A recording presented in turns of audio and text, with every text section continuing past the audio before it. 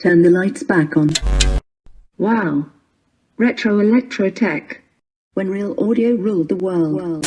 Greetings once again, ladies and gentlemen. This is Ernest with Retro Electro Tech.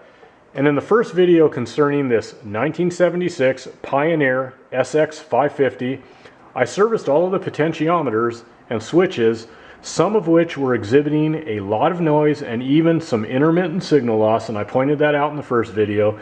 Now in this case, the potentiometers are of the serviceable variety, which means in part that cleaning solvent can be injected into the openings on the body of the pot. Now there are some pots that are sealed up and very difficult, if not impossible, to get into without damaging the pot. Well, that's not the case here, which is a good thing. And also too, sometimes when employing a different method of potentiometer servicing, it becomes necessary to disassemble the pot to provide a more thorough cleaning and relubrication of the pot. And in this case, there are tabs on the pots that can be bent rearward, and the pot can be disassembled and so forth. Again, I'm not going to get into when that's warranted and what have you, but anyways, now you can see that there are four potentiometers soldered to the board here, obviously, and 3 out of the 4 have their slotted openings pointing downward. They're on the bottom of the pots, pointing down at the circuit board, okay, with the exception of the volume pot here. And I'm going to go ahead and zoom on in. So here's a volume pot, and if I rotate it around just a little bit, you'll notice the slotted openings, which is where I inject my cleaning solvent as well as lubrication when I'm performing that method of pot servicing. And here we have one of the 3 potentiometers with its slotted openings pointed directly down at the circuit board. Okay, and if I take a moment here, because it will take a moment, this thing pounds out very slow. Okay, good enough, I suppose. So obviously with the faceplate assembly removed, I'm granted greater access, of course, to the potentiometers, and one might feel that, hey, you know, I can just get my can of contact cleaner and the little cool straw applicator and finagle my way in there and squirt and, you know, apply a little fader style lube with a nice little syringe applicator, and yeah, you know, you can do that. You can get some stuff down in there, but the reason I don't do it is because in doing a thorough job, when I perform a flush style cleaning of really dirty controls, the objective is to deliver, you know, multiple blasts. And let's say, you know, we have our slotted opening here. I want to get that applicator, that straw, whatever the case, directly over the pot, and again deliver multiple blasts of solvent, you know, directed straight down with enough pressure to loosen up all that crud, degraded lubricant, as well as facilitate good drainage without exposing the circuit boards and the components to cleaner, lubricants, and all that crud that I'm flushing out. And you know, with a pot desoldered from the board, I have a lot more liberty to, you know, angle things accordingly, facilitate drainage, like I said, and just do a really thorough job. Again, when employing that method of potentiometer servicing and so forth. So I just wanted to point that out. And also too, you know, a lot of this is based on the design and the layout of the unit. In this case, you know, the faceplate assembly and all that was restricting access to the pots. And then again, there's the 3 pots that have their openings facing downward and all that. So, you know, I didn't want to make a mess of things. You start going in and spraying like that, you're also, you know, subjecting the circuit board and components to, you know, some spray, you know, shooting off in various directions and all that. And that's just not a good thing. So that's sloppy work, and, you know, there's a right way and a wrong way to do things. But then again, you know, you might be dealing with a unit with a design and layout that when you pop the hood, you may have straight access right down onto the top of the pot, the slotted opening or whatever the case, and you can deliver a little squirt of some contact cleaner and exercise the pot, and that'll get you by for a while. You're good to go. I still recommend that the board is draped, maybe with a little bit of paper towel or something like that. And you know, you still have to be careful not to bend or break off the leads of components, and when you're, you know, stuffing a little bit of paper towel or whatever the case underneath pots, and you want to still position the unit, the entire unit for drainage and all that. So I just wanted to cover over that because, you know, in the case of this unit, I had to desolder the pots and so forth to do a thorough job. So moving on. Now for the partial electrolytic recap that I mentioned in video 1. So in briefly recapping on my recap plan, I'm going to be focusing on the power supply and main amp section as I mentioned previously, and that's to stay within the customer's budget. But, you know, since I'm not going to be recapping the whole unit, I will be going through and briefly in-circuit testing the remaining electrolytics to at least get a general idea as to whether or not, you know, something is reading, you know, out of the ballpark and needs a closer look. So first, though, I want to get a reading on these two filter caps here. And these are a couple of Nippon Chemicon 35 volt 6800 mic caps, plus or minus 20% on that tolerance. So let me get them hooked up to the LCR meter here and see what kind of reading I get. Okay, here's our 6800 mic filter cap. It's reading at right around 4500 mics, and that's obviously low. Let me get the other one hooked up to the meter here and see what it reads. Okay.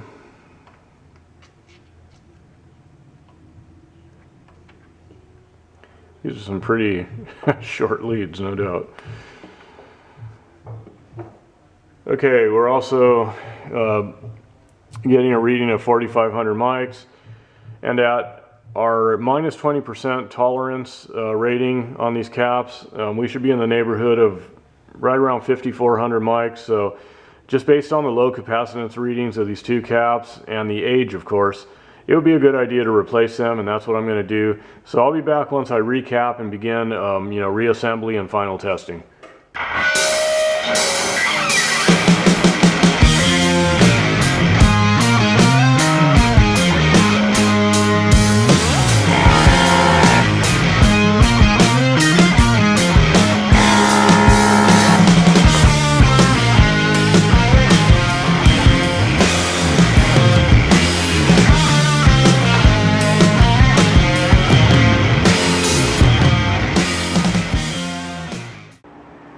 So I recapped the areas of this receiver that I mentioned I'd be doing earlier, as well as a few caps that were out of tolerance during my testing of the remaining electrolytics.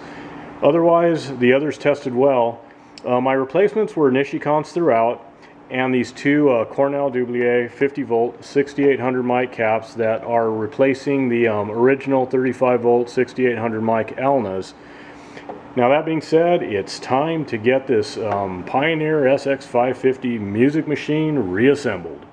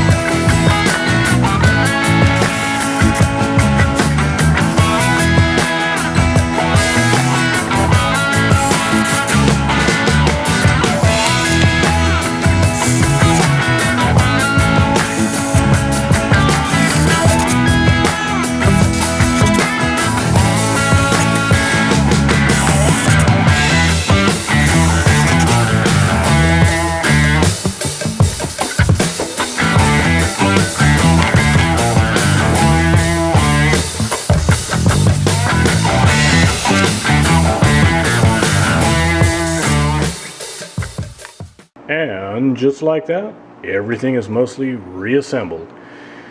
So if you're working on one of these units, don't forget to slide these 2 threaded bushings or union nuts, whatever, back on these 2 shafts while you have this black plate removed. Now I zoned out on that, I forgot, and you know, not a huge deal, but I had to pull this all off again, and there's about 16 or so screws involved in that process. So, you know, again, I burned up a little extra time because of you know, forgetting about these union nuts. So just a reminder not to do what I did. And on the topic of reassembly, before I can get this acrylic board as well as the receiver's pretty little face reinstalled, I have to wait till some new lamps arrive, which should be here in a few days or so. All but 3 of these dial face lamps here are burned out, and the stereo indicator lamp is you know, missing entirely from the housing in the back here. The wiring is here, and it had some you know, tape on it, and just kind of, it was left just kind of dangling in there. So somebody probably had the intention to replace, you know, burned out lamps and all that, never got around to it, and just left things as is. The multiplex circuitry is working, that's all fine. So you know, it's just a missing bulb. So you know, the frustrating thing is that I had or have the replacement bulbs here in the shop for this unit. I was looking for them the other day, couldn't find them. I have no idea where they are. I searched the shop high and low, and that's very unusual for anything to get misplaced in here, because I'm extremely organized. I have everything categorized in here, everything has a place. So it's just a mystery what happened. So, you know, maybe at some point they'll show up. They have to be in here somewhere, unless for some even stranger reason they got thrown out when I was, you know, organizing and, you know, doing that sort of thing. And here I do that every once in a while, where I go through and really clean up and organize and whatnot. But again, that would be very unusual for me to throw out some parts like that. But anyways, I don't want to go on forever about that, but just one of those things once again. Now in the meanwhile, what I'm going to do is get this unit powered up on the current limiter initially, and then I'll go from there. But I just want to let it idle for a bit and just make sure everything is going to be okay, and then I will be right back. Okay, I've had this receiver sitting idle on the isolation transformer and current limiter for about half hour now without any hiccups. Everything seems to be okay at this point. What I'm doing at the moment is setting the left channel idle current.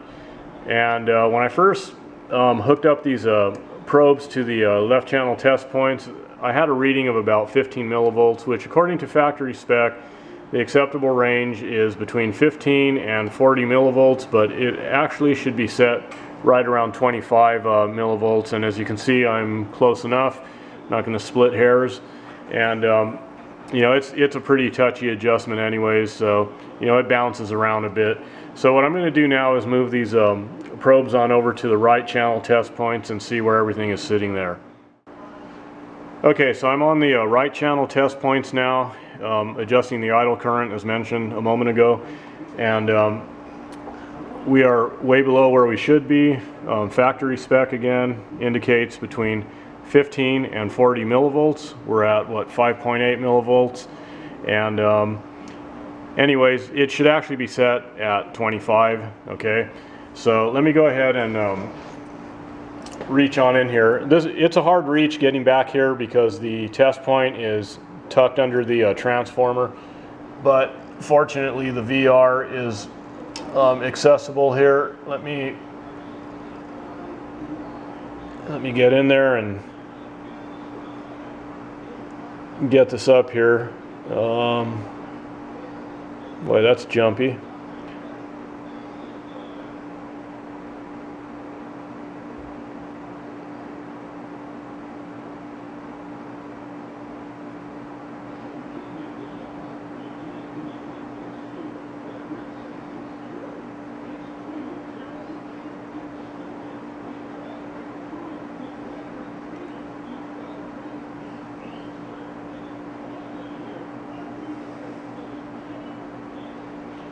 Okay, we're getting there.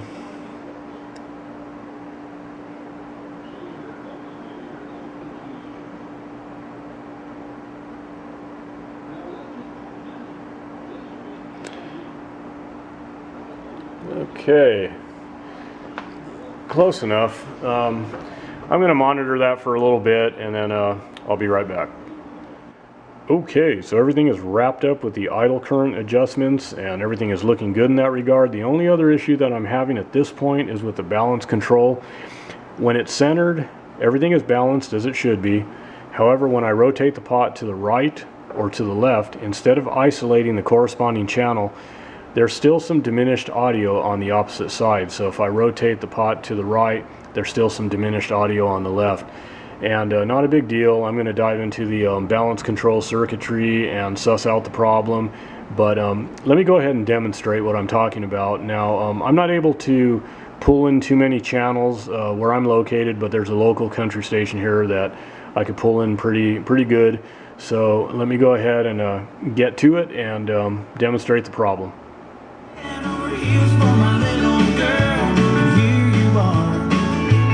Okay, I'm rotating it to the right, and I still have diminished audio on the left.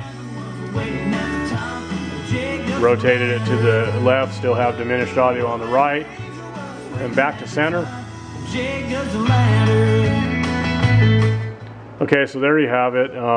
Again, what I'm going to do is make another video, and in that video I should have the balance issue resolved, the lamps installed, and I'm going to perform an AM FM alignment, make sure everything is peaked out the way it should be. And otherwise, if there's no other issues that creep up, and you never know with equipment this old, I was unable to perform as much work as I would have liked to have, but hey, you know, there were budget constraints, and that's totally understandable. But you never know if there's some transistors that are on their way out, that are in a weakened state, and so far so good. So let's just hope for the best on that. But yeah, again, everything is sounding good right now. So I'm just gonna leave it at that and say peace, love, rock and roll, or country, whatever. Yeehaw! And otherwise, till next time. This is a poor man's shoe production.